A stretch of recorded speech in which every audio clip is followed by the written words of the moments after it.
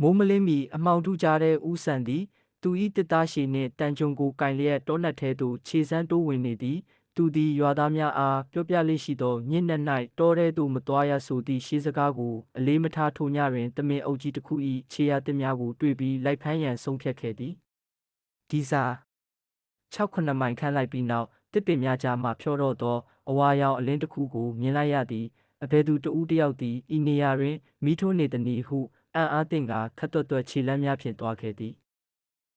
မိအိမ်ကိုနီးကပ်စွာရောက်သောအခါတစ်သားအိုတစ်ခုပေါ်တွင်ဖြူဖက်ဖြူရောနှင့်အဝတ်ဟောင်းများဝတ်ဆင်ထားသောအဖွားအိုတစ်ယောက်ကိုတွေ့လိုက်ရသည်သူမ၏မျက်လုံးများသည်အနက်နက်ကြီးဖြစ်နေပြီးပြုံးနေသောပါးစပ်မှာသွားတစ်ချောင်းများမရှိသားငတ်ပါတယ်ထမင်းလေးကျွေးပါလား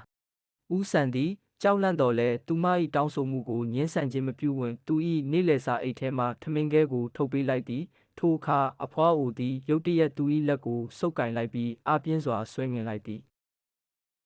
ကျေးဇူးပြု၍ငါအတွက်ထမင်းခဲတစ်ခုလည်းမလောက်ပါဘူး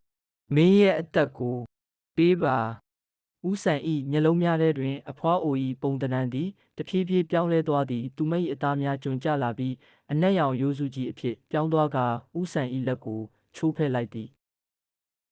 နနက်မိုးလင်းသောအခါရွာသားများသည်တောဆက်အနီးတွင်သတိလစ်နေသောဦးဆန်ကိုတွေ့ရှိခဲ့သည်သူ၏ညာဘက်လက်မောင်းသည်အယိုးအဆစ်များပါပြတ်ထွက်နေပြီးမျက်နှာတွင်အကြောက်တရား၏အမှတ်အသားများကျန်ရစ်နေသည်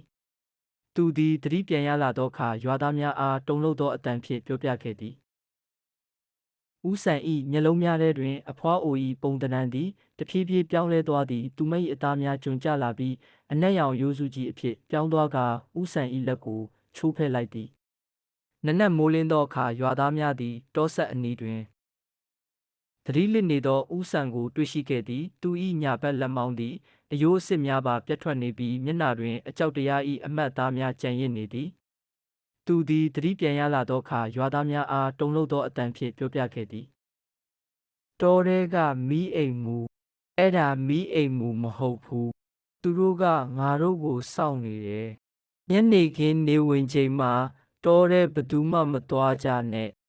ထိုညနေမှစ၍ရွာနီးရှိတောအုပ်ကိုဦးဆန်၏တတိပေးချက်တော်ဟုအမည်တွင်ခဲ့သည်ယနေ့တိုင်ညအခါတွင်ထိုနေရာအနီး၌ဖြောတော့သောအဝါရောင်အလင်းတစ်ခုကိုမြင်ရသည်ဟုအချို့ကပြောကြသည်